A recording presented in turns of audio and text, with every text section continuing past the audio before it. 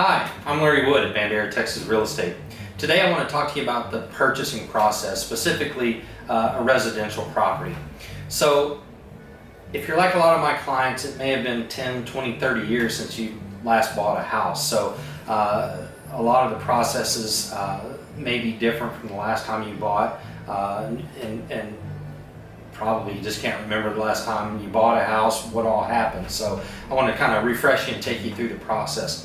I really implore my buyers to go talk to me. We'll figure out a good lender, but get pre-approved before you start looking at your property. It saves a lot of sadness and despair if you don't qualify for what you thought you would, or maybe you see some credit problems or what have you. So go ahead, bite the bullet, get pre-approved from your lender, and that way you've got the peace of mind that you know that going forward, this is how much I can afford, this is what I can do.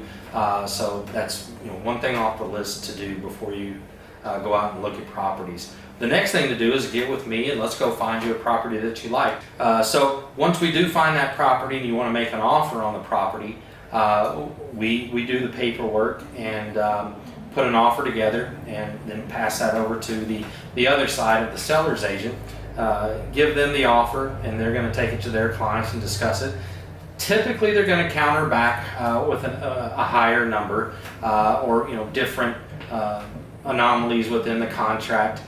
So they'll counter back and give that back to us. So we'll put our heads together again, either counter back or accept their offer. So once we do accept the offer, you're going to have earnest money to put up front, which goes to the title company. Now earnest money is going to be 1% of the purchase price of the home. So if it's a $200,000 home, then you're going to have to put $2,000 worth of earnest money in form of a check, and we'll take that to the title company and they'll cash that check and put it into an escrow account for you. One more check for is the option money check. The option period is the space of from 7 to 10 days. If you've got a septic system and a water well and things like that to inspect, I typically will go for a 10-day option period. Each day of an option period is $10 a day. That's just the going rate. So for a 10-day option period, you make a check out to the actual seller for $100, and that gives you 10 days to do your inspections, renegotiate if there's any issues that pop up during the inspection. And if it's something that we just can't overcome, it's the house is riddled with termites or whatever the case is, that $100 option period allows you to walk away from this contract, and that's it. All you've done is surrender $100, and you go on to the next property that you like, and we'll try to get on that one. If you move forward and make it through the option process, everything goes well, then we move out of the option process and into what is pending status. Let me go back for just one more second. If we go and we do the inspections and let's say there's several things, maybe it's $1,000 worth of things that we found that we feel that the seller needs to compensate us for, we can go back during that 10-day option period and renegotiate and say, hey, we'd like you to fix X, Y, and Z. Typically we're just going to say, hey, this is what we found that needs to be fixed, and we would like you to contribute $1,000 at closing to the buyer so they can have those things fixed. So it just cuts out a lot of the time of them trying to fix it. They're trying to move, so the last thing they want is a bunch of repair people having to coordinate that and have them run around fixing things. So typically we'll just take money in lieu of having them fix something.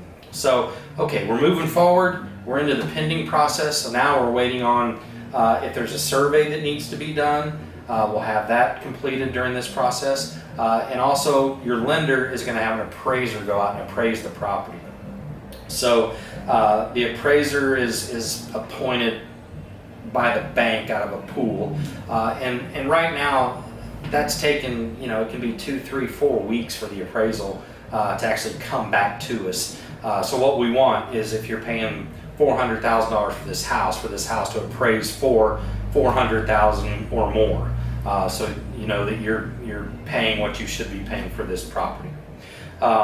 Once we get all that done, the appraisal's in, it was good. We've had all our inspections, they're good. Then we move to the close and we go back to the title company.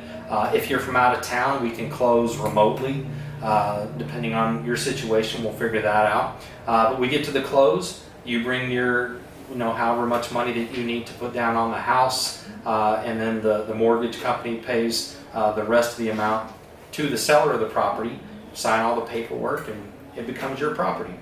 The process typically takes anywhere between 30 and 45 days. A lot of that depends on what type of loan that you have, how long it's going to take for the appraisers to come out here. Being in a rural area, we have far fewer appraisers that want to come out here and do appraisals. But typically you can count on 30 to 45 days. So that's the process, from a high level of what goes on during the time of making an offer to close. So we can go through it in a lot more detail, but those are the high points. I hope you enjoyed watching this and learned something.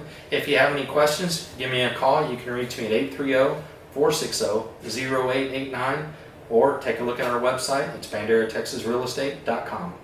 Thanks a lot.